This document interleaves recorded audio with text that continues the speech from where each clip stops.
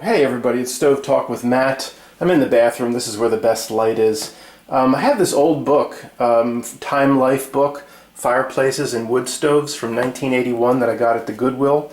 And there's some pretty good stuff in here. I'm going to show you this section on how to stop, one of the ways or best way to go about stopping a smoky open air fireplace. But we'll do, I'll do 5 or 6 or 7 more videos probably on some of the topics in this book over the next few months. It's dated, 1981. Some of the advice really isn't the best, and some of the products and wood stoves are dated, but it's pretty good. It really is pretty good, and most of the advice is still sound today. Remember, back in the day, 81, this is all we had. You had to go to the library or just walk up to a contractor and beg for answers. We didn't have no YouTube videos showing you how to do everything. That's all we had. So it's pretty good. Anyway, here's what I want to show you. This section is doing various things to an open air fireplace, like adding outside air. Again, I want to focus on people that complain they have a smoky open air fireplace. Now there's a lot of reasons for it. I don't think I'm going to get into too many of those reasons today or right now. I'll just show you the fix they present here, which is a very good fix. It's relatively simple, requires a decent amount of work, but anybody can do it. I have a video several months back say why U.S. and North American fireplaces absolutely suck. The design is absolutely horrible. The flue going up is all brick. Usually it's too wide. Anything that's too wide doesn't draft properly. So again, maybe we'll get into that some other time. So if you have one of these poorly designed fireplaces like millions of Americans do, sometimes it smokes back into the room, especially when the fire is no longer raging and cools down a bit, and the bricks going up the flue cool down a bit, or if the bricks in the chimney are on the outside of the house, so they cool down because the ice cold air is on the other side of the bricks. A chimney that stays warm, or an insulated chimney, will continue to draft. So if it goes to embers, all of a sudden it starts to back up a bit. The firebox is too big because the dummies made it wrong. The smoke chamber is too big, and the flue's too big. Anyway, so you cannot. That's a pretty hard fix. You got to rip your house apart. This is what you would do. What he's doing here, reducing the size of the firebox opening. Guys, I'm adding this after I already made the video just to make sure this is crystal clear to anybody that's new. I'll return to the video I recorded with the video cam just in 30 seconds. The initial step here is just to run your tests.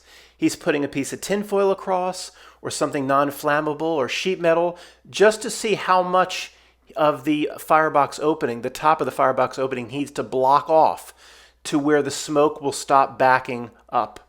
The sheet metal across, or the tinfoil across, of course, is not part of your permanent fix. This is just the testing to see how far down you need to come. Oh, you could also use a piece of cement board across, or Hardybacker board, cement board, anything non-flammable. And someone's saying, well, how do I hold it up there? Just drill into your joints, your brick joints. The joints are soft. Use a masonry bit, which has a little head on the end. Make a pre-drill, and then just jury rig it up with some screws. Just anything to hold for 2 or 3 tests to see how far down you need to come. And you could put anything across there that's not flammable. If there's little holes or gaps, just stuff it with a non-flammable insulation. This is just the testing phase. So first, put a piece of tin foil across, or a piece of sheet metal, and just lower. You have a lintel, a metal bar that goes across that holds this row of bricks, and most of the time it's too high, and a lot of fireplaces smoke. So you just with your sheet metal, just start lowering the air entrance into just a temporary situation to see how low you have to get it. So here he's bringing it down about 8 inches. And then you light the fire. I don't know if he's using tin foil or a piece of sheet metal. You light the fire. As this gets lower and lower, of course you see less and less of the fire, but there's just a smaller, you're pinching and making a smaller area for all the air to come rushing in, hitting the flame and up. And then you're basically making your smoke chamber bigger. Any smoke that's going to back up will have a harder time getting out because it has to go down farther. So you just, with sheet metal or with tin foil or whatever that doesn't burn, you run your experiments, And make sure you continue the experiment, because again, sometimes it'll smoke as it gets to embers and everything starts to get cold. That's when it'll smoke. And you know, sometimes you might have to lower it a decent amount. And yeah, well then I can't see the top of the fire anymore. Well, it's better than having your house smoked out, right? So the way, once you determine the right, you know, the right amount to come down, then you do. Let me see if how they continue this. Yeah, you prop up the existing lintel, just a metal bar under these bricks with these supports, and then start removing bricks for however far down you need to go, and then just run a lintel across, a new metal bar across, and brick it back up, you know, trying to match the bricks the best you can. If it's a disaster in terms of matching the bricks, you always can go over the bricks with you know, with tile, or you could lath it, hammer in or screw in some lath and go over with stucco or tile, so you know, it looks like it was always intended to be that way. You just lower the lintel, and again, as you squeeze it down, you'll see less and less of the flames lapping up, but the area then the air is rushing through a much smaller area, and you have, you know, your smoke will stop coming back into the living room. So lowering the lintel, or this is an angle iron. To me, a lintel is just a straight bar across. You know, an angle iron is stronger because it has the angle, but most of the times I think it's just, you know, you can get away with just a lintel. They're calling an angle iron a lintel here. I don't know. To me, whatever. The one with the angle is always stronger than just the flat metal. And you know, that's it. If it looks like hell, just tile over or whatever. Use travertine, whatever. Go over the brick with some kind of stone, so it make it look like it's always been that way.